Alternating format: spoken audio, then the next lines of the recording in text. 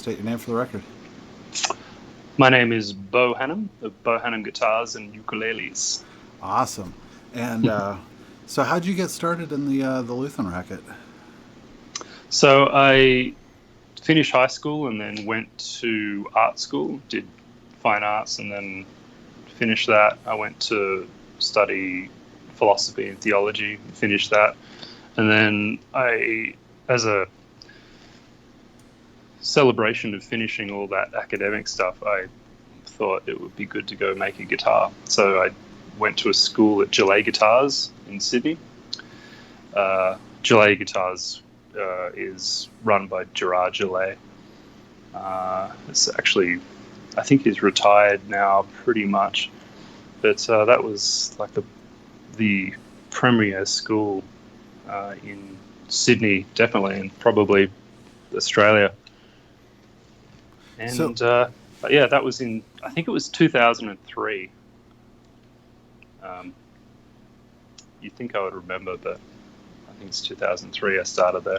So I made three guitars, and under the tuition of them, and then I started working there, just kind of like sweeping the floors and doing little bits and pieces like end jacks and stuff like that, strap pins and things like that, just little jobs. And then I, carving necks and spraying and stuff like that, just slowly immersing myself into the job, and then, never really left. So, well, I mean, you're in the States now, so you might, unless they built a sky bridge or something, you probably left. But so that sounds like it sounds like a guitar manufacturer that kind of had almost like an apprenticeship, like slash school, or how did that work? It sounded like you built your own guitars, so they must have just like on the side had you come in and build some guitars while they were building guitars. Were you building kind of like based on their molds and their patterns, or were you kind of free to be you and me with the design elements of the guitar? So Gerard Jalay started in the 70s, and he and I are still mates. We talk every now and then. But Jalay Guitars, which is in Botany in Sydney, there was only 4 luthiers there, and at the time it was Gerard, Michael, Daryl, and Arjuna, and their output for the Jalay guitar brand was only about 35. So they were basically 4 sole luthiers making Jalay guitars. 35 a year? Yeah, so it was small, very small boutique factory stuff. They could probably make a few more a year, but Thursdays, Fridays, and Saturdays. Actually, when I started, it was only Fridays and Saturdays. Then it grew to Thursday, Friday, Saturday. They were the student days. Okay. And we'd have between, sometimes only one student would come in if it was sort of raining or windy or something, and then other times we'd have 7 or someone, and it just depended where the student was up to in the build.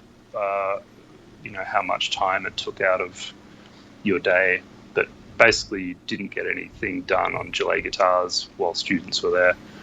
You could maybe shape a fretboard or something like that, where you sort of overwatched a student, sanding their neck or something. But it was hard to do 2 things at once. So these are boutique like steel string instruments, or what? Yeah, steel string. So we made O, double O, triple O, dreadnought, jumbo, and another shape called a BMG, which is Blue Mountains guitar. Blue Mountains is a mountain range sort of about 2 hours outside of Sydney, or sort of borders Sydney. And then classical guitar, flamenco. But students would come in and they would say, and he actually also made a few electrics, sort of Strat style. They're the only ones I saw, but they're fairly rare, I think. So students would come in, some would say, can I make a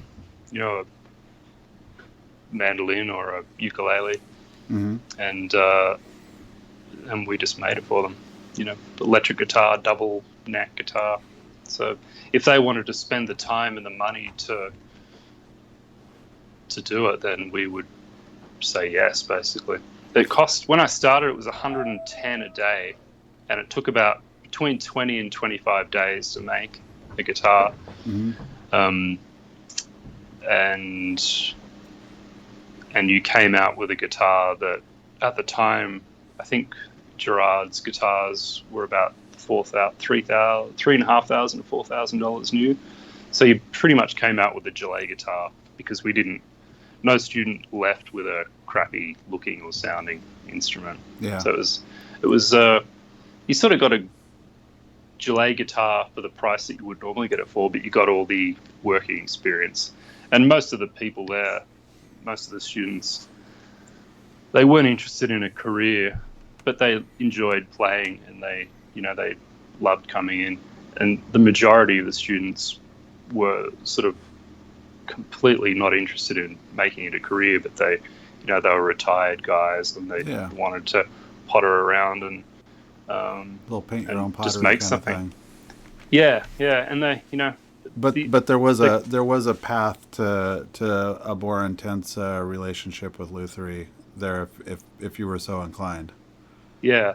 There were a handful of students, of which I was one, who, you just spent more time there than everyone else. It wasn't just a kind of I don't know, like a accounting course or something. You turn up at 9 o'clock and you left. So we started on Saturdays at 11, I think, but I'd get there as early as possible, like 9, because I knew one of our junior got there, as early as he could. And then you might have, students, you'd have, 2 hours extra a day. And then when you worked there, of which I did, I actually took over from a junior when he left. You would have, if you turned up early on a Saturday, you'd have 2 hours to spend making your own stuff. And then I'd usually spend 2 hours after hours on my own stuff. So how long were you there total? Were you there for a few years, like working in production, or?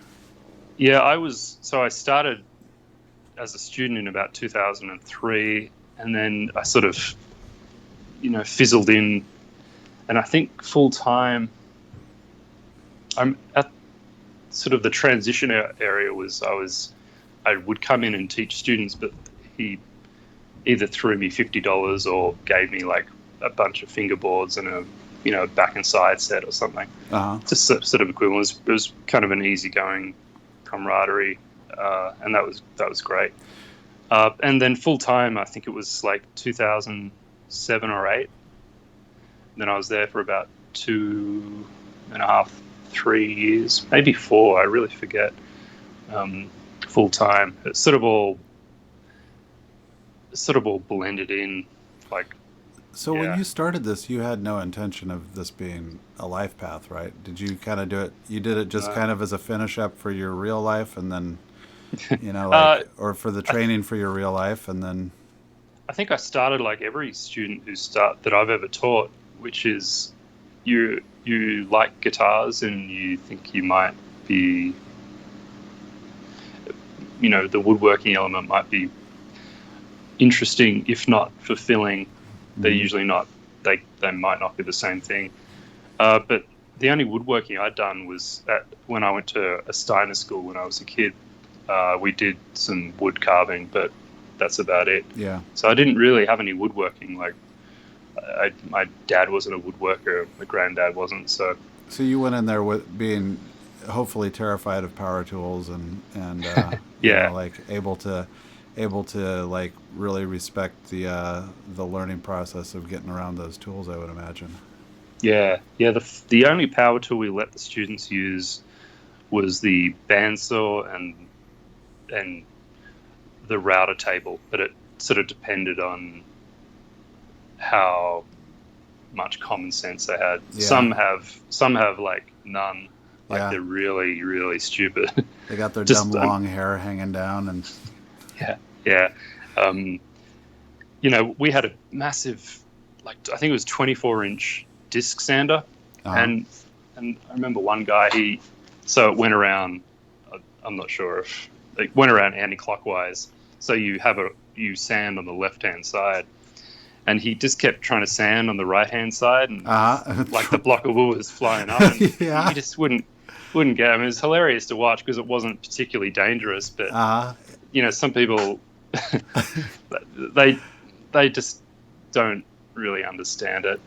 Yeah, we had... And, some people just sand with their finger with 80 grit just in one place for 40 seconds, and then that's a problem. So it's an intuitive thing to some people, and then it's a real task for other students. It is, yeah. And to get back to your question, so I didn't know if I was good at it or not, but I was, which was great because I loved doing it.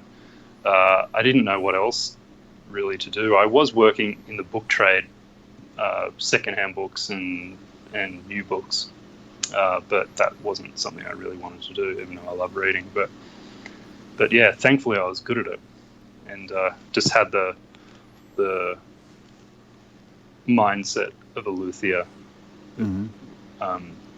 The ability to work alone and by yourself, and concentrating on stuff for 8 hours.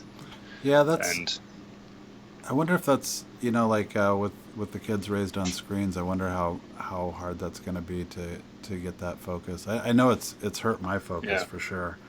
I mean, my stepkids, when we're in the car, they can't listen to a full song on the radio without saying change the channel. And I said, don't you like this song? And it's like, yeah, I love this song, but I don't know, maybe that's, I don't know, there's some lesson in there. Yeah, what are you going to do? I grew up listening to the full side of, the tape when I was growing up. I miss the old, side A and side B and arguing which side was better. I did a post on my Instagram a while back where I found on Spotify, I was kind of like on a Fleetwood Mac tear for some reason, and I found Bare Trees, and I was like, oh my God, I had this CD when I was in high school, and I threw it on, and I was like, I'll probably remember the hits. Like there's like a couple of hits off of that, because I was, I didn't have any patience for anything other than the hits. And next thing I know, I know all the words to every song, and I'm like, I must have really liked this record. We're talking about like 1988 is when I had this CD. And then I was thinking about it, and I remember there was nothing to do. There was no, phones or anything. So you'd put on a CD and you'd just sit there and listen to it, like the whole thing. Like it just was, that was how, or at least that's how I spent my time. It was really, really bizarre to discover that apparently something had made a big enough impact on me in high school to know all the words to it and then not even remember that I liked it. Yeah. Yeah, it's either that, like listen to a great album, or play Frogger or Pong or something. I know. Yeah. Which seemed like, World of Warcraft or something, or whatever at the time, but... Well, it didn't. I was glad for video games and I enjoyed video games, but they weren't so, enveloping that you wouldn't, like, at some point go, I think I'd rather go ride my bike, like this is fine, but, I mean, there's only so much asteroids that is gonna catch your, or at least for me, like I always wanted to go out and do stuff anyway. But now, like the video games, I play a little bit, and I'm tempted to get absorbed into them longer than I should. Yeah. So, one of my stepdaughters plays Red Redemption 2. Yeah. And I just sit there next to her on the couch watching it, because it's like watching a Western movie, which I love Western movies, and yeah, it's great. Yeah. We played through that. Yeah, it's good. She likes killing the KKK members. So you got to. Yeah. You got to. So let's get back into the guitar building stuff. So you moved to the States at some point, and 2013. I met a redheaded Texan girl. Who I'd known actually for 20 years before that, but we reconnected, and then moved over here, 2013. And at the time, that transition period, if it wasn't for Laurie, my wife, I would still be at Jalay Guitars doing the same thing, which would have been, that was like the dream job like being paid to make guitars, like getting a weekly income is, about the best sort of scenario. The other best would be either a repairer, sole repairer, or sole luthier, sort of getting a weekly wage. Mm-hmm. It was a tough decision, just leaving, a rare dream job. But love is love. Oh, you found a dream woman, a dream partner, and you gotta. I don't. I don't think it's such a career that you can't pass it up for love. Like it doesn't seem like. Yeah, and it was thankfully it was a job that, it's translatable. I could move to anywhere in the world and do this, if I have the machines and stuff like that. But and we are looking at different countries, which would be nice to go to. Yeah. One day. I certainly have enjoyed my ability to move around based on Luthen. It's like, there's a lot of attrition for people that are willing to kind of put up with the life that goes along with it. Kind of the subsistence wages and whatnot. But whereabouts are you? I'm in New Jersey, but I'm from Oregon originally. Okay. So I'm on the East Coast, transplant for the West Coast. Yeah. But it's hard to hire people that know how to do this job because, like it's there's a lot of hippies just looking to avoid real work in it, and so if you actually know how to do a little bit of work, you probably get hired on to a lot of places. But so you want to take a look at the shop? You want to? Yep. Yeah. Let me unplug a few things.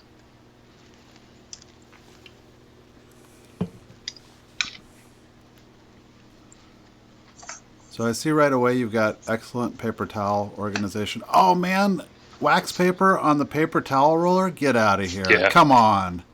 So, dude, you've got a bandsaw off this much. Hold on, move your camera to the left. I'm gonna shrink my dumb head here. Hold on. Oh man. This is like I use this every day. Oh, that's so good. So these are from Lowe's, and they just flop on. Those are the white shop towels, like kind of. These are so different towels for different things. Uh-huh. This is the Bounty, and that's good for CA glue and sort of general stuff because it's it's got that texture. Yes. If I use CA glue with this, it hits off immediately, and I don't know why. It's like cotton, maybe it absorbs more water or something, which hits off the CA glue. But if you try and grain fill or do anything with this towel, it's a mess. You're in trouble. Yeah. And this is Viva towel, and I use this for finishing. And so I've been cutting back and wet sanding. So I've got all this Viva towel here, and that's what I sort of lay down when I'm working on, instruments that are about to head out, such as look at this range case. Oh, look at this. Some of these, and we can go through. What cases are those? These are all crossrock. So that's an ABS crossrock. Uh-huh. And this has a Brazilian rosewood. Actually, the only thing I don't like about this one is the lid doesn't fold back far enough, which is a problem. That's going to be a ding. Yeah, but this is a Brazilian rosewood tenor, beautiful. Cutaway tenor. I just glued the neck on this yesterday. Yeah, let's take a look at that tail strip. Oh, yeah, there you go. Oh, very nice. So we used to miter in.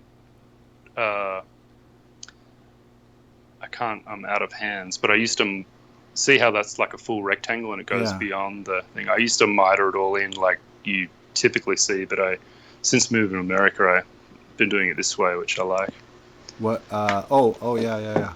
No, that's a good look. Let's take a look at the headstock detail there. Are you doing like Oh a yeah. laminate over the back of the headstock, or Yeah, is I'll that a show you the carve? side profile. So that's it's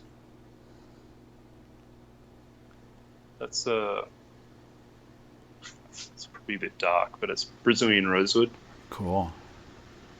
and it's kind of slab sawn, so it's got a weird figure that you don't normally see.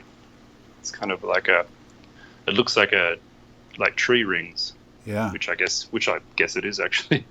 And this is walnut burr with a bit of a burst on it. How thick is that? How thick is that veneer? Uh, this one has a white black. I don't know if it's. Oh, there you go. It's a white black veneer, and then it's got the walnut, and so that would be 60 thou all up because they're all 20 thou. That's a nice And volute. then yeah, and this headstock's about 15 mil How all close? up. How close is that to how you built them at the factory in Australia? Is that kind of a callback to some of the building styles there? So we, as a just a factory kind of built non-custom thing, we wouldn't bind the headstock like this. Uh huh. And I do this fading purfling, which is, you can see that. Oh, that's nice. And we didn't do a volute, and we didn't put a veneer on the back of the headstock. Okay. So And not we at all, did, basically. yeah, not at all. And this has got glue sort of smudged all over it still, but you can see the heel shape Uh huh. and just sort of the square sides, which just come straight down from the fingerboard. I like that. I like that detail. That asymmetrical point there. Yeah, it's just a bit off to the. So is that at all reminiscent of the ones that you built, or is that completely your? No, I just wanted to do something different when I got to America, Uh huh. and I also started to bind the sound holes Uh huh. and do these mosaic rosettes that whatever looks good. Yeah. I did actually just build a parlor guitar with a a normal looking heel, sort of that I call it an arrow point heel. Might do that one last because I might use two hands for that because that's a special one. So this is the first case of its kind in America, apparently. What color would you say that is? It seems like orange, maybe. Yeah, it's an orange. So the normal cross-rock fiberglass cases are the gloss finish, and this one's matte, and I like this one more. Oh boy. The locks are all the same, apart from this one has a TSA lock. So small things like a faux leather chunky handle. So what does that lock get you through security better, or? It just allows them to open it. Uh huh. And I don't think. Oh, this one's got a lock here, but yeah, this is like a universal TSA lock. So, and this is a sinker cedar with Cocobolo back and sides. This one's really shiny. Oh yeah. Hello. How did your nose like thinness sanding Cocobolo? It lit me up whenever people were doing it at Breedlove. Yeah, it's I try and not use it. Basically, there's woods that sound as good that don't give me allergies. So yeah, we had a guy at Breedlove that had to quit because he developed such an allergy to just Indian rosewood. Like he would break out in hives. Like he was started in the body department, and he had to retreat into the finish department, and he hated that. And then it just was like he couldn't even be in the shop without like breaking into hives. So he had to find something else. That's horrible. Yeah. Well, speaking of that, I just got some of this from LMI. So this is a water-based nitro. So I'm going to give this a crack. Yeah. And see if I can get a good job out of it. So what does water-based nitro mean? Does that come in a paste, or what is it? No, it's just. Oh, hang on. Actually, I won't bother opening it. It just looks like normal nitro. I actually did open it yesterday and smelt it, and it doesn't really smell chemically at all. It smells pretty decent. How is it? But how is it on guns? Like, does it eat up guns, or is it? You've got to buy a stainless steel gun for it, which I will, and I also got some water-based grain fill, which apparently works well under it. Yeah. And this stuff, have you ever used water-based grain fill? I mean, I've used that stuff from Stu Mac. I don't know. It was. I couldn't make it work in repair, but it's another story trying to use it in building. What do you think of it so far? I only got all this yesterday, so I don't know. But apparently so normally I use Cardinal Nitro. Yeah. And I can go through all that later, but you can't use shellac under Cardinal Nitro because it has adhesion issues. But apparently with this stuff, you can lay down shellac, then grain fill it, sand it off, shellac it again, give it a quick scuff, and then start with the bright tone. So who would come up with a lacquer that wouldn't work over shellac? That's crazy talk. Is Cardinal what used to be McFadden, or are they a different entity? They're different to what I understand. So Adam Stark, who sprays for Rick Turner, he's in, and he sprays all the instruments for the top guys and gals. He's in Santa Cruz. He said, don't use shellac under Cardinal because he uses Cardinal exclusively, and if he tells you to do something in regard to Cardinal lacquer, you sort of stay with that. I would imagine. Yeah, and I did have adhesion issues, so especially around, when you're trying to fret, it'll pop off a little bit here. Yeah. Not in a way that it looks like a damaged chip. It's more like a just delaminating and peels off. So it's like a larger chunk, which is, if you get that as just kind of a devastating thing, it sets you back weeks. It doesn't inspire confidence for the adhesion of the rest of the guitar if that's your finish schedule, I would imagine. So I'm excited about using this stuff. So apparently this is, I don't know, I'm not a chemical expert, but apparently this is the same, like it's nitro as normal nitro is, if I can use the term normal nitro, but it's just water instead of thinners. So instead of VOCs, just using that, it sort of halved my chemical intake in my life, which is a pretty massive step in regard to my health. Because even though I wear a full face respirator, when I'm spraying, it's kind of like I can feel the effects of it, which is if you're spraying and you feel a bit depressed afterwards, or your nostrils are clogged up, it's because it's just getting in your hair and stuff like that. Yeah.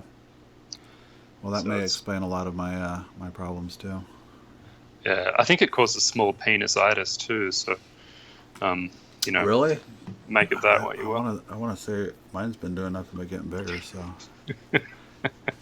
this is that square looks weird the way it is, but that was built with the knowledge of a pickup jack going to be centered there. So, cool.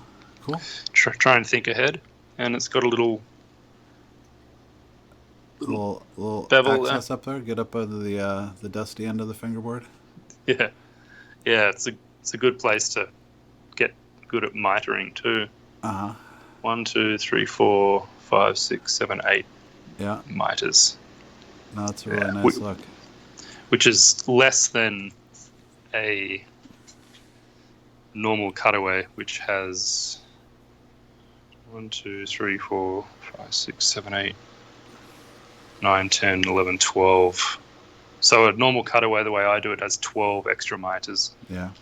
Which is Have you ever seen painful? I don't think they make it anymore, but Breedlove used to make that crazy looking guitar called the CM, and it was like, I think it was like 80 miters or something.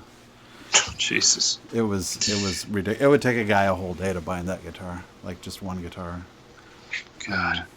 Sometimes life is way too short. And there'd be some drinking after it.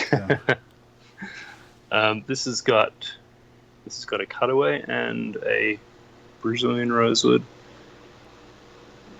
arm bevel. So how do you like doing those? Like, I know that they took off, probably 10 years ago. Like it kind of became a thing, and it does seem like a nice detail. But man, you're getting it's a lot more glue and weird little end grainy spots on the spruce. It seems like it could be a real headache. Yeah, I'm dialing in the way to do it. So that's more of I call it kind of a modern, for lack of a better word, a more modern looking bevel. The other way to do it, which is how I used to do it, which is more of a Kent Everett kind of type, is just just a nice perf up there. Yeah, it's just a smooth transition on the top and side. Do you mind if I ask how you cut that perf channel? Is that routed in, or are you cutting that by hand, or?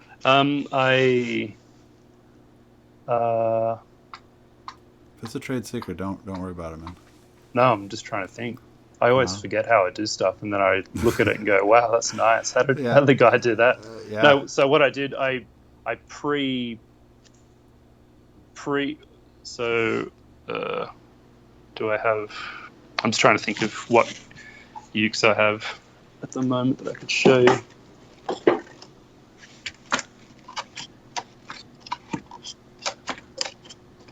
So when it's at this stage, I pre-shape it.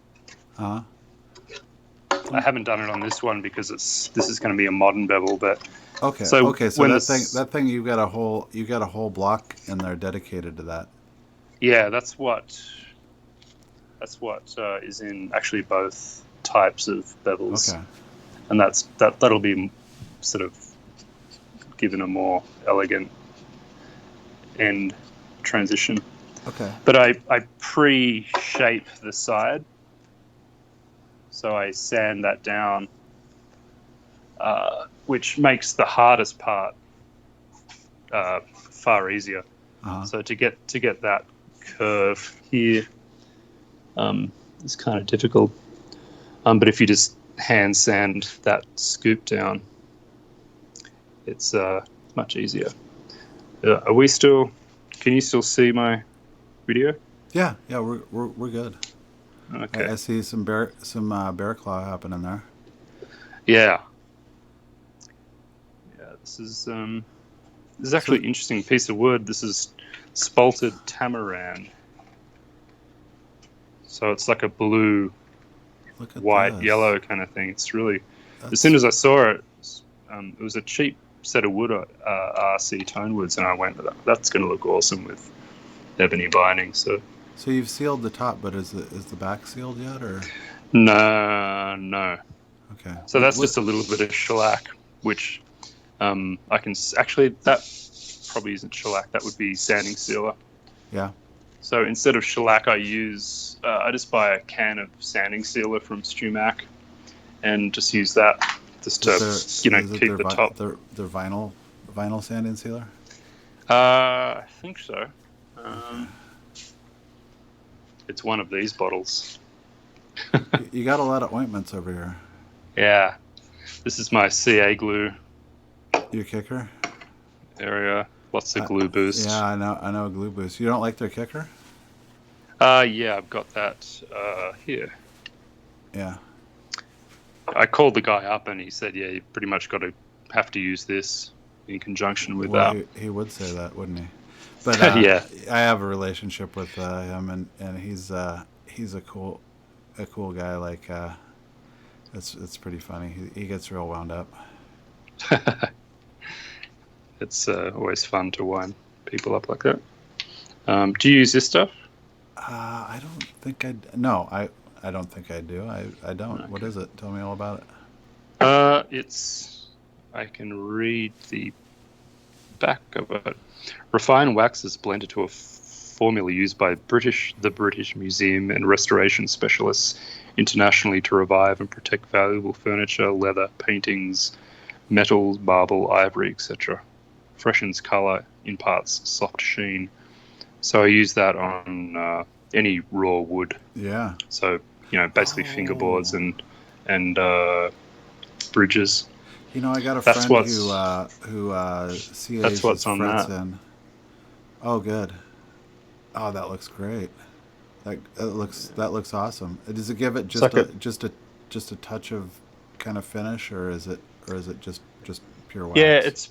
It's just gives a soft kind of violin-y Yeah. look, but it does darken the That the finish, and that this stuff's good too. it is good. It's a little dangerous. Like it unchecked, I think it interacts with lacquer just a little bit. Like if you accidentally get a dab on somewhere, it'll kind of print on it. But Really? yeah, there's Yeah. some kind of solvents, and it's either that or Johnson. I can't remember. One of the two is kind of interactive. So Johnson. you gotta tell me Yeah. about the wax paper on the roller, man. That's Yeah. I mean, I use this every day. Yeah. Just every day I'm using wax paper, and then I save so I just bandsaw it Yeah. off that little Yeah. part, and that's good just for little bits. So I use it for so I CA glue all my back purfling in, Yeah. and Which glue are you then using for that?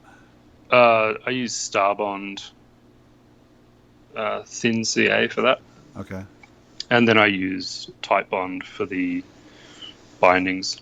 Okay. And then on the top I use Type Bond for the purfling and the binding. Are you routing a second purfling channel, or are you? Yeah. So you're going around by hand and doing the perf first, and then going in and doing the binding second. Yeah. Can you see that? Yeah. And so I don't have any bodies ready to go, but I do the binding and purfling route. Then I put the purfling in, and not so much on the back, because I can just hold it by hand with the wax paper, and then just usually hold it like this, and then just hit this much with CA, and then move on to this section and keep going. But on the top, what I use is I don't think I've got any here. I've got it over there, but it's just some plastic binding, and I use that as just a sort of a dummy backer so I can push the purfling into the top when it's drying with the Type Bond, and that seems to work. Back at Jalay Guitars, I used to just do the binding, the purfling all at once, but I've just found that it's kind of like wrestling an octopus when you do that, especially if you're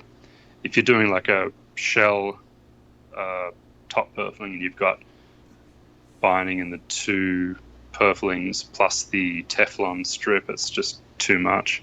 Yeah, it's pretty macho stuff. That's how we did it at Breedlove, and it was like once you got the muscle memory for it, of course. But unless you're one of those guys that's just sitting at the bench doing binding all day, it's really hard to develop that sixth sense about how that's all going to work. Yeah. So I would definitely recommend getting at least 3 of these. I've got another one of these in the just one in the sort of spray area, which I just have the Bounty on, which is just good for cleaning up the spray gun and everything. But yeah, Viva, wax paper, and Bounty. Cool. I couldn't live without any of those. Another trick I've got for finishing, which is cool, is this. Oh yeah. So each grit in a different container, and I use just blocks with some cork on it, or as Americans call it, caulk. I don't know that we say that. I would say cork. Maybe it's my wife that just says caulk. Well, not to. I'm not going to besmirch Texas's pronunciation of words, but I will say caulk in favor of caulk, though. But I mostly do that to. So these are both flat. Oh, those are great. Although this is delaminating. This is what I use to sand. That's really nice. Sort of sands up here, and then I use, Mr. Happy to sand here. And then I usually use. This is a bit of Walmart flip flop thong, as we call it in Australia. Just like flip flops. Yes, soft padding. Yes, flip flops. Excellent. I'm always on the search for different torque settings of foams and rubbers, man. So where are you getting your abrasives from? Braces? Abrasives? Your sandpaper? This is Klingspor, but they sent me this as sample stuff. I actually have some. Just before Klingspor sent me all that stuff, I invested in some Merca. Yeah. Just all the grits. The coarser grits you can get from Home Depot or Lowe's or something. I'm not so fussy with them. This purple stuff is really good. This 3M Cubitron. Yeah. Every once in a while, Home Depot will have like that and 600, and I rejoice. Yeah. And this stuff, do you know this stuff? It's like it's really nice. It's good for, it's like rubber. Oh, wow. If you covered your scrotum in 220 grit I'm not going to do particles, that, but yeah, go on. It would be what this stuff is. So it feels it is sort of a rubbery texture, and it just sort of doesn't kink. Interesting. It's really nice stuff. Just get that from Home Depot. What kind of application is that? What did they design that for? Is that for like a special for disc sanders? No, that's, I don't know. I think probably for sanding like ornamental kind of stuff, such as just tight kind of. Like if somebody was like a wood carver, you might get into like a little detail on an eagle wing or something. Yeah, just tight stuff. The other trick I have with all these is I did a video on this on YouTube, and so I don't use 400 after I started spraying. Sorry, after I finished spraying, such as this gold number. So this is just curing. Mm-hmm. So after about a month, I'll come back and I'll start with 600, and I'll start sanding in this direction. Mm-hmm. Then I'll wipe off all the residue. I'll go to 800, then I'll sand in this direction, and then keep going at a different angle. And so after you've done like the 600 this way, and you finish with the 800 this way, and wipe all the residue off, and I'm wiping it down with the Vivatal, and I use this to stop the build-up, sort of the plaquey build-up on the paper. You can really look at it under a light, and you can see if there's any remaining scratches going this way. Cool. And then you've just got to hit it a little bit more with the 800. And so it's just a really good way to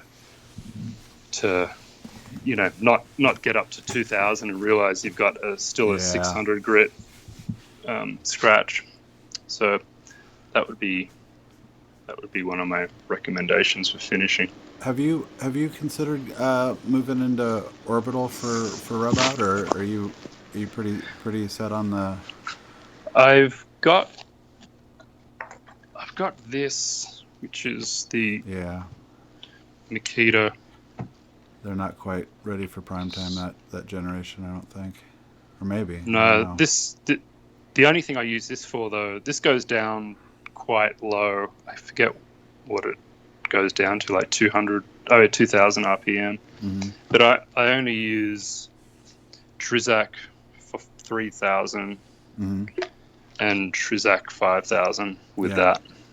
But I haven't, because I tried and I always get little swirlies, little pigtails, Yeah. even when I use a shitload of liquid soap and stuff. It's probably more about the orbital pattern. The electric sanders are really designed more for the cabinetry phase of sanding rather than the finish phase. I, Yeah, I, I you know, in the factory we use the Dyna braids, and actually those were like all over the place too. Like you definitely want to look at the orbital pattern on them too, because if they're super tight, they're gonna give you different results. Look at all yeah, this. So what do we got in yeah.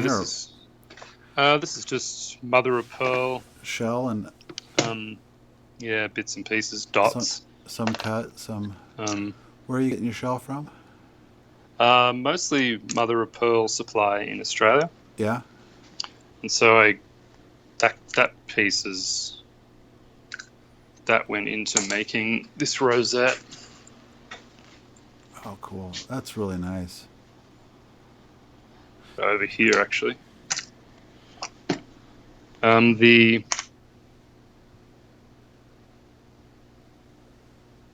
Oh man.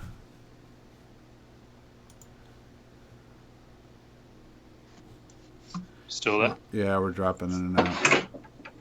Losing some bit right here too. Seems like it's okay now though. Okay. Yeah, so I've done a little bit of preliminary engraving just so it Oh, look at that. sort of looks like it's going in. But Yeah. that isn't the final sort of procedure. I'll airbrush a little bit into that as well, and then scrape it back. I usually overdo it and then come back in with with a little razor blade, and Yeah. then just kind of scrape it in, so it's kind of like a reverse engraving almost. Mm-hmm. I'm sort of and that's actually what I did with this end graft. Oh If you can yeah. see this inlay. Back up just a skosh. I think we're past your focal. Cool. Do you like doing the inlay work? Is that kind of like a zen moment for you? Do you like burying into that? Sometimes. So Yeah. I freehand routed that, Yeah. and I just sort of drew it in pencil, and then uh, just kind of said, well, it's gonna either work or not. But it worked, Yeah. and that wasn't shell. That was just black, white, black purfling. But it came out good, and then on the butt end, Oh man, I that's cool. did more That's of a really vine. cool. And then this is getting a jack, of course. Mm-hmm. Sometimes I do a diamond, sometimes I do this. Just Yeah. depends what I do. But I'll be airbrushing this, and so the transition, the darker areas will look a bit more accurate. I'd love to get a masterclass in engraving, because I enjoy it, but I wouldn't say that I'm fantastic at it. Well, it's one of those things. It's now it's getting eaten up by CNC stuff. It's like I don't know, Yeah, man. It's hard to compete with the CNC. Um, yeah, and if that's like if CNC like if it blows your skirt up doing it, then that's great. But like it's like look at a Collins inlay. Like I'm supposed to cut that out by hand with a coping saw. I don't think that's working. Yeah. Although Steve Gilchrist, you ever heard of that guy? High Dollar Mandolins. Yeah. Apparently he cuts his still cuts his out by hand because he's Oh, really? faster with a saw than what are we? Oh, look at all this. Got your So files. these magnet things are good. Yeah. Yeah. These razor files are really good. Yeah. Yeah. Just a whole bunch of 6-inch rulers. This is the fret file, not fret file. It's like a nut kind of Clean out file. area. Well, yeah, and I tend to use that a lot, just for different things. Yeah. Cleaning out the X brace. Little Get you a Japanese violin knife. thing. Yeah. Plenty of these. I think I've got three of these scattered around. I got that same one from Harbor Freight, I think. I'm not Yeah. sure. Actually, they're okay. They might be from Grizzly. I can't remember. We've got Lil Stumpy. Lil Stumpy. These are really good. I love these. Uh-huh. This is from StewMac. It's because when you're cutting a back brace or something, you put a light behind it and you can really see where it's hitting, and you can't dig in with each edge. I was just taking the end of the fingerboard off of a Flying V today, and I could have used that. I could have used that very same saw. I was doing it with the Japanese fret slotting saw, and it was all I could do to see what was going on. What do you use? This is what I use. Oh, this is like a 15-degree kind of thing. So when I'm gluing the neck on, I just put that on the back, so that just creates a flat thing. These are custom made by a friend of mine in the ukulele business. So this is a center. I'll try not to drop these on an instrument, but this is just a center finder. Oh man. Ken Timms makes these, or he made them. I don't think he makes them anymore, but this is a ukulele nut, and bridge, like string slot finder. It's sort of, I'm go between this and using one of these. But I mean, this does the same thing as this, but this is cooler. So I resisted that nut layout template for a long time, and because I just kind of grew up by throwing the strings on there and eyeballing it and marking it with a pencil, and now I use the nut template. I think it works really well too. Yeah, these are just a whole bunch of stuff for repair work mostly. Just all the gauges and stuff. And what are you using for nut files? Are you dealing with nuts? You're mostly dealing with nuts made out of ebony, or are you doing a lot of bone nuts? Pretty much all my nuts are bone. Some are mother of pearl. I've got these. I actually bought these. Style. Yeah, I bought these at Jalay Guitars when I was a student, and I usually use the number 1, which is the red, to get things started. And I think I've done that for every instrument I've ever done. This is all my sort of fret pressing. So I've got the typical instruments, little hammer, tapper, Then I use the jaws to press them in, which really helps with not getting chip out here. At least up to like the 10th fret. Just depends where your heel comes around. Where are you getting where are you sourcing your fretware from? I get the nickel from StewMac. And I get the Evo Gold from Jezcar. Yep. And just depends if I need a little bit or not. But LMI, either they used to or they still do sell the thin Evo Gold, so like the 53 thou, which is good for some ukes. Yeah. I use that on the Sopranos. Yeah. And this is a Pernambuco back and sides, and it's a ancient Sitka top, so 3,000 years old. Pernambuco, like the bow wood? Yeah. Wow. I have never seen Pernambuco in anything other than a violin bow. That's crazy talk. Yeah, so I've got I happen to have 3 instruments. There's these two, which they're a matching set. These are expensive.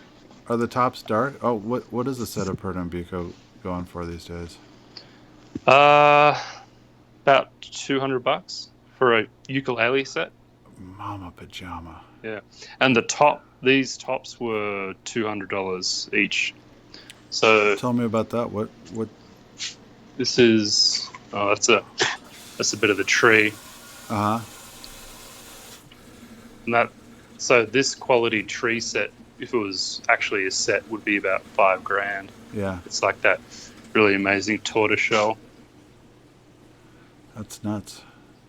Yeah. Did somebody send you that as a business card to try to get you to buy a tree, or is that are you going to build that? I've got about, I don't know, 4 sets of the tree up here. Yeah. Mostly, I think they're all uke sets actually. I'll make sure not to put your address on this. Yeah. This is a bit of ancient spruce. This is from Alaskan specialty woods. Yeah, tell me about ancient spruce. What is this? I guess I'm out of the construction loop here. So this stuff it comes with like I think you buy it for like $20 or something, but it's a certificate saying that it was carbon dated. It was like 2,800 years ago. I just rounded up. Yeah. 3,000 sounds cooler. And they dredged it up from somewhere in Alaska, and So I'll go out on a limb and just say it doesn't add anything to the sound. It's just a cool story and a cool look. Yeah, it's particularly good with, as it turns out, with Pernambuco, because grey and orange really work nicely together. They do. I was thinking that looks like I'd like a room like that. Yeah, if you type in like houses, grey and orange, a lot comes up. Yeah. So this is Engelmann spruce, and that is ancient spruce, which if I turn this light off, it might be representative. So you can really see how dark it is. Do you get any rays to pop? It looks like some rays are popping out of the ancient spruce. Does it kind of come alive under finish, or?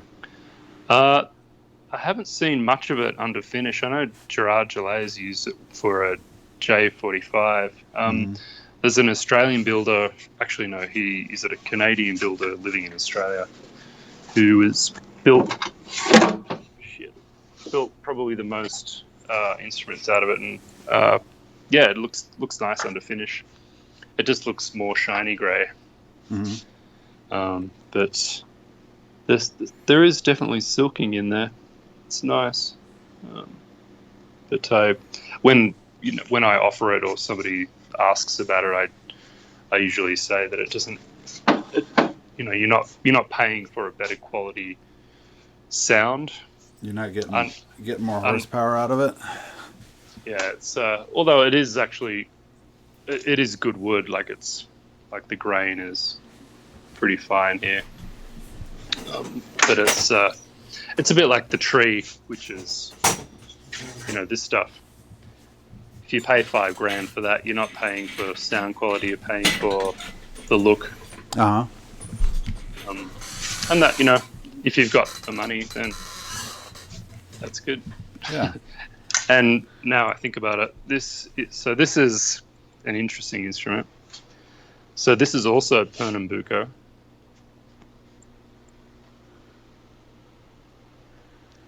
Wow. And it's got a slight vignette sort of burst that I sprayed on it. So that is sprayed. That's not. Yeah, this is finished. So is that Pernambuco? Is that color stable, or is this like Cocobolo? Like it's in after it oxidizes, it's going to be a little. I think it bit more. oxidizes darker, so you can see the middle there. It looks fairly bright orange. I think it oxidizes more to that waste color. Okay. Sort of a darker brown. But that's terrific. I mean, if you look at, that would be desirable, because bright orange is kind of a weird color. So Pernambuco, and the that's a South American wood, the neck is also Pernambuco. Or is that an African wood? The neck is also Pernambuco. Oh my god. Yeah. And so how does that compare weight-wise to like a traditional mahogany neck or a maple neck? It's much heavier. Yeah. I can actually weigh it for you. That's a different volute that I sort of just do different things. And if you'll notice these tuners... Mama Pajama. So these tuners, they're Rogers tuners, which, do you know Rogers in Canada? Familiar, no. Yeah. They're like the world's best tuners there. So that's black mother of pearl buttons, and then sterling silver engraved plate. And so is that as fancy as a ukulele tuner gets, or is that? That's about it. I haven't seen solid gold tuner plates, but I'm sure someone will order one. You think you could inlay a couple diamonds into those tuner buttons or something, maybe? Yeah, probably. So take a guess how much these cost. I would say probably, let's say pushing $1,000. I would say like $800, $850. Yeah, 800. Well, I mean, that's with the sterling silver. Let's be honest. I mean, you can't put a price tag on keeping a ukulele in tune, I don't think. So, I've actually got two more sets here. Mm-hmm. I won't divulge who this set is for. Yeah, somebody Hef? Is it Hef? Hef, yeah. So these are guitar tuners, and they have the sort of different style what's that gear engraving. Ratio? Not sure. Yeah. Something Canadian. Uh-huh. So you'll if you notice, approved. So if you notice, the engraving motif on this matches the rosette. So what does that mean? That means you contacted them and kind of worked with them to produce something, or did you do your inlay based on? No. Let's call him Fedge, because he sent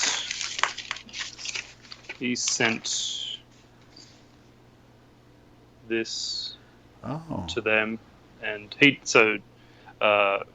Fedge, he designed this, and I just copied it. Actually, here are my kind of notes on trying to design the end graft. Uh-huh. And then I did like a close-up and trying to figure out the best way to do a bit of a design. Did you send him that piece of paper and say, knock yourself out with the rosette, but stay within these constraints, or did he... He wanted the rosette to be as it is. He was quite strict on that. And then we added... I said... So... Hang on, I might have two... No. So... Originally, it was going to be just that. Good Lord. I've got... And I said it needs to be a bit counterbalanced, and then when I suggested that, then he added this one, which I'm glad. Yeah. Because it needed a little bit of counterbalance to it. I've got way too much social anxiety to be communicating with customers that much. Like I just think I would explode going back and forth that much. Yeah, it's okay to a point. Fedge, he took care of all that, and I like it when customers just come to me and say, I've got this design, do it. Yeah. and the only tweaking I did on this was to suggest that it be counterbalanced with this little element, which turned out to be this. Yeah. But if he said no, I like the way it is, then I just would have not put that in. Hey. There was a bit of talk about the material, which might be a bit dark, but this is rosewood and then with an ebony ring on the center, which you can see probably easier in here. So that's rosewood and this is ebony. I can send you some still pics of this if you wanted to throw it into the I think that thing. looks really nice. Hey, what are those Destaco jigs back there? And then this is another set.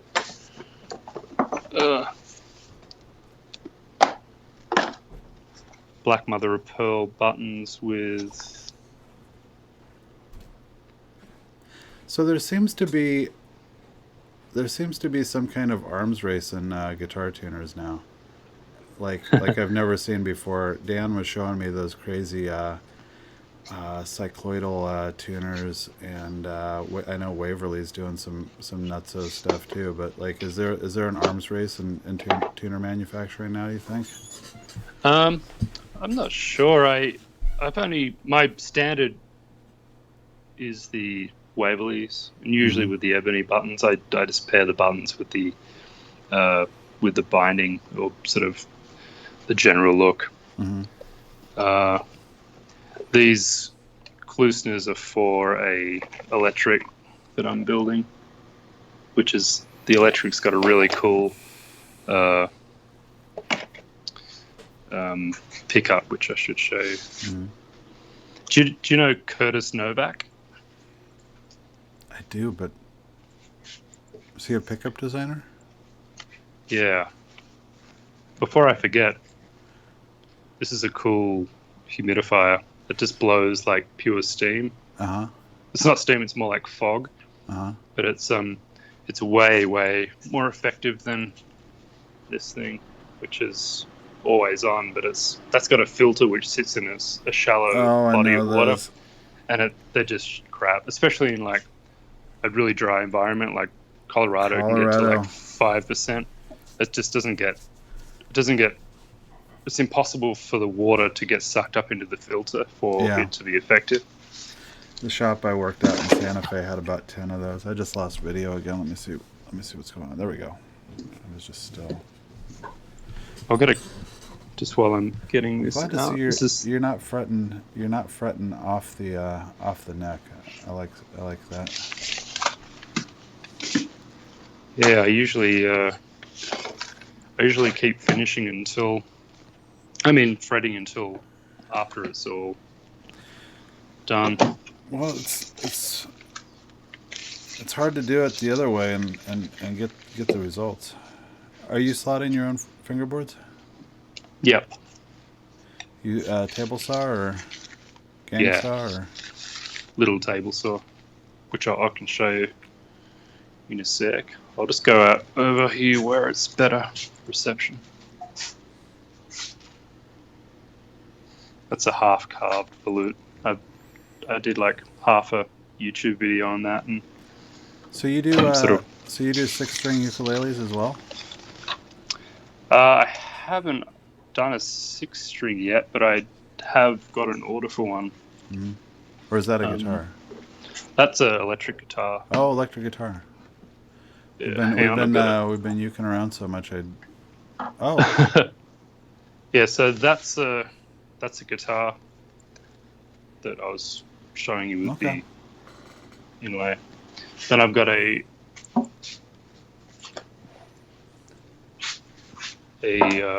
Zero Coat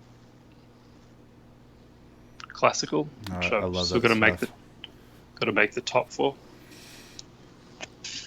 How many square feet would you say you're lifting out of right now? It's about told. I don't know. It's about 22 foot by 15 foot. Then you got the tool room. Yeah. So this is another Koa. Pretty insane Koa. as traditional as a uke can get with the koa. Yeah. The so before we get too far afield, you I saw in your video you're making something in conjunction with JC. Yeah, Jesus Christ. No. Superstar, right? Regular. Yeah. Whoa! This this is the Curtis Novak Oh my God. gold foil pickup. Uh huh. What's up with the disco ball top? Is that like drum wrap or? I'm not sure what the material is, but it's pretty wild. It's called Purple Stipple on his website. I And mean so that looks nutso on my screen here. It's got to be pretty nutso in real life. yeah, and so to match, so the guitar is going to be totally black gloss, Mm-hmm. and the only color is that purple. And so what I did was I used. I hope this probably is too dark, but I've got purple purfling on the fingerboard, Mm-hmm. and then the other element will be the. This is the cover for the tone control, and I'm going to paint the inside of that with one of these just to replicate that Oh wow. pickup, just as a kind of a custom element. Man, So that thing's yeah, gonna be ready for a party. yeah, it comes with a disco ball, and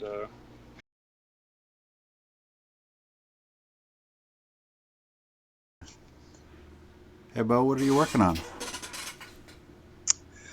just glued up 2 bridges on 2 ukes. This is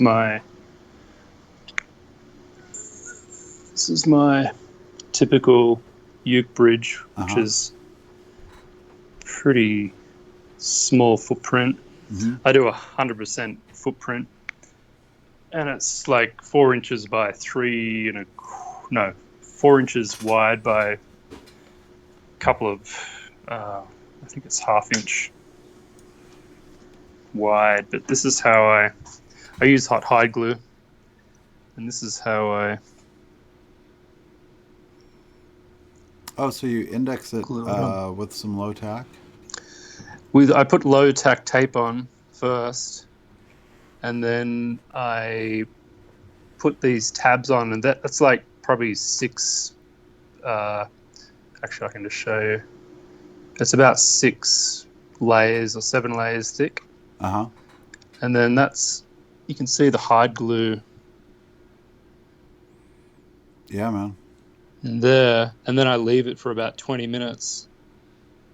And then it just completely pulls off. What gram strength hide glue are you using? I think this is a mix actually of like 192 and 315. I just had a little bit of 315 left, so I just chucked it in. Do you find I haven't really wandered outside of 192 much. Do you find a difference in open time when you go up in the gram strength at all? There's a bit of I never sort of stick around long enough to find out, because I just, the reason why I went this method, and that's totally clear. It's like, so yeah, but I do find that I have to add more water to the mix with the higher gram strength. But I just, when I was, a couple of years ago, I just bought a couple of bags of it, and I don't really have a preference for each gram strength. Who's your supplier on that? God, I think LMI, and I think I got the other one from Woodcraft when I was there.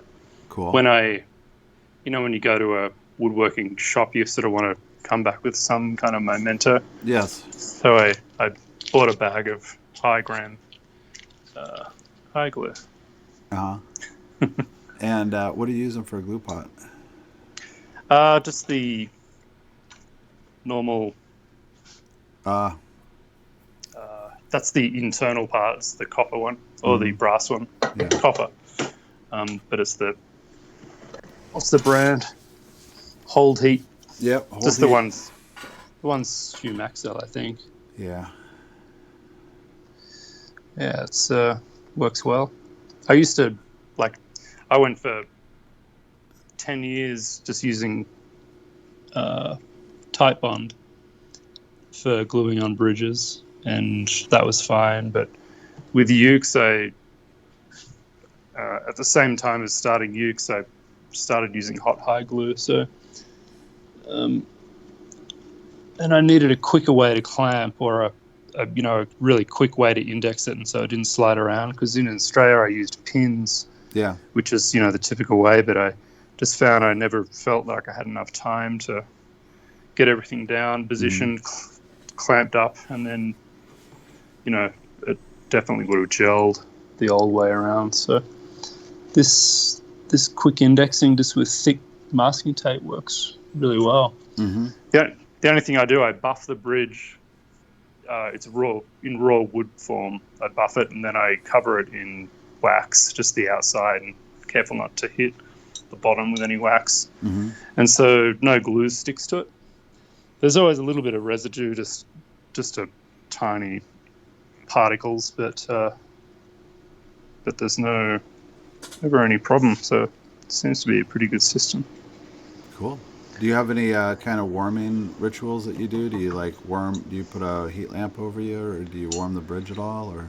I just, as I'm sort of figuring out all the clamps and stuff, I put the bridge, pretend that's a pre-made bridge. I just put that on the lid, and it warms up in 5 minutes. Yeah. But I usually just blob, I'm really messy because I just blob the glue onto the footprint where the bridge is going to go, and then just chuck the bridge on top of that. Yeah. But it's not a elegant glue application, that's for sure. But it works good. Cool. And I should show off my fretting.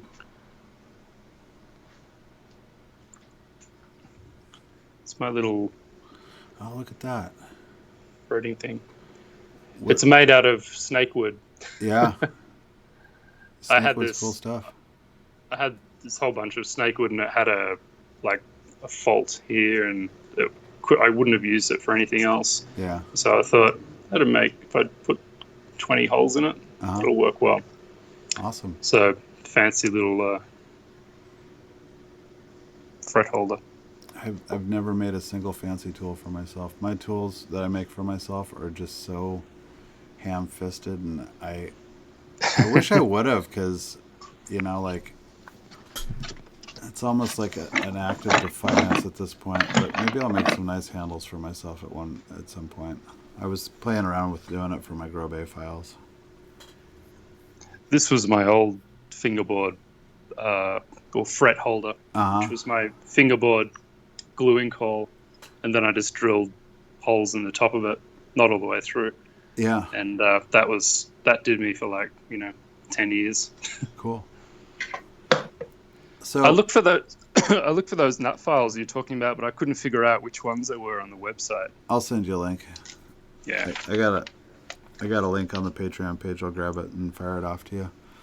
Cool. So I'd heard on your YouTube that you had a Brush with Greatness, a high profile client reached out to you and ordered kind of a special instrument. Is that something you're at liberty to talk about? I'm allowed to talk about some of it, but I'm under contract not to talk about a lot of it. So I made 2 instruments for President Carter, Jimmy Carter, and but it wasn't sort of an order from him directly. It came about 20 years ago, in about 1999. He planted I forget how many acres, but a whole bunch of Paulownia trees on his estate in Plains, Georgia. And Paulownia is like a really light hardwood. It's kind of a plain-looking wood. If you've handled balsa wood, you've handled Paulownia. It's very similar. Actually, I'm not sure about the strength to weight ratio, but just in regard to lightness, it's basically balsa wood. So he planted acres of that, and in 20 years they were mature and harvested by World Tree, and World Tree are they're sort of the a leader in Paulownia cutting downness. I'm not sure what the term is, but they buy and sell it.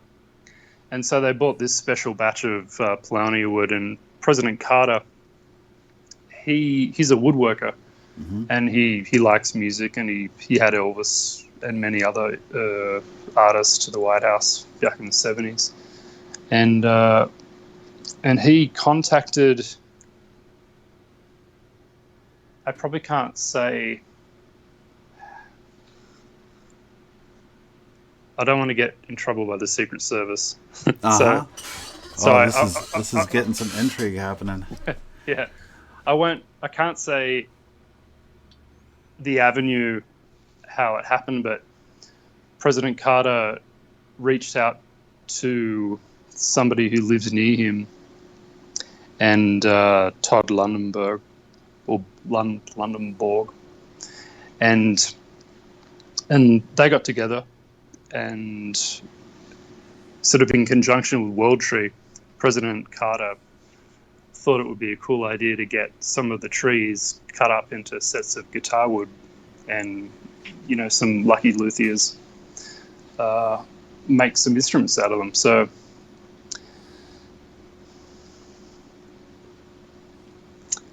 I don't think I can mention how many instruments. I sort of, my mind's going like, what can I talk about? What can't I? I mean, I feel like Tom Cruise, like who, how he's on a talk show and he can't talk about some stuff that the movie he's got coming up and he wants to promote. I don't know how they do that. No, it seems complicated, but I think we get the gist. Is there something about that wood that is more ecological? Is it must have some kind of sustainable harvesting backstory to why he was growing it, or was he just fond of the tree, or?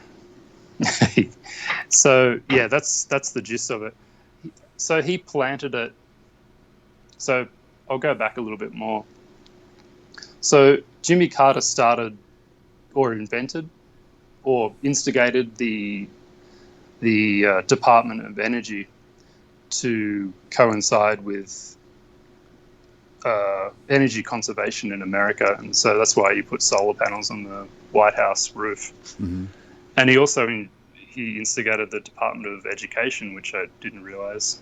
You think that would have been sort of up and running before the 1976 or something, but sort of in that mindset of like forward thinking and sustainability and conservation, he planted these trees, and he planted them and chose them because they're very quick growing. So I think they grow I can't remember the numbers, but they grow like 7 foot in a year, or maybe it's 7 meters in a year. It's quick. They're really quick growing. Full maturity in 20 years and probably under that. What kind of log are we talking about at full maturity? Is that like something that's like a 6-inch diameter, or is it? The widest I've seen it was about like half of it being this much, so probably a good 4 foot across at least. Okay. So pretty decent sized trees. And he planted them because it's kind of like plantation pine. It's very quick growing. It's good for building in certain applications, and I'm not an expert on that, so I won't go into that. But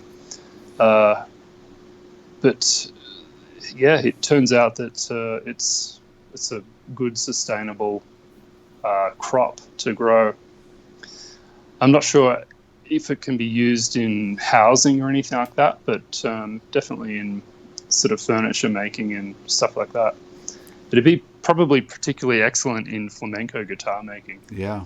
Because it's so light, and like a flamenco neck and body would be great. Yeah, I mean they use like cypress and stuff, right? Or yeah, that's a pretty flimsy wood, isn't it? Very. Yeah, it's similar in weight, as in it's just sort of light. You know, I don't know who would win on the light sort of light off. But they're both extremely light, and so Paulownia lent itself pretty well to instrument making. So I made a guitar, a 00 14 fret, and a uke, and I laminated the sides and I laminated the back. So in instrument making, you sort of want to you have to thin it down to a certain amount to bend it, and you have to sort of a workable thickness for it to be pliable and also retain its tonality. So I wanted to, because it was an unknown wood for me, I wanted to just make everything a reflector. I didn't want to sort of make something like I normally do and it not turn out good. And I normally don't laminate my backs, but I normally laminate my sides. But the laminated back turned out really well.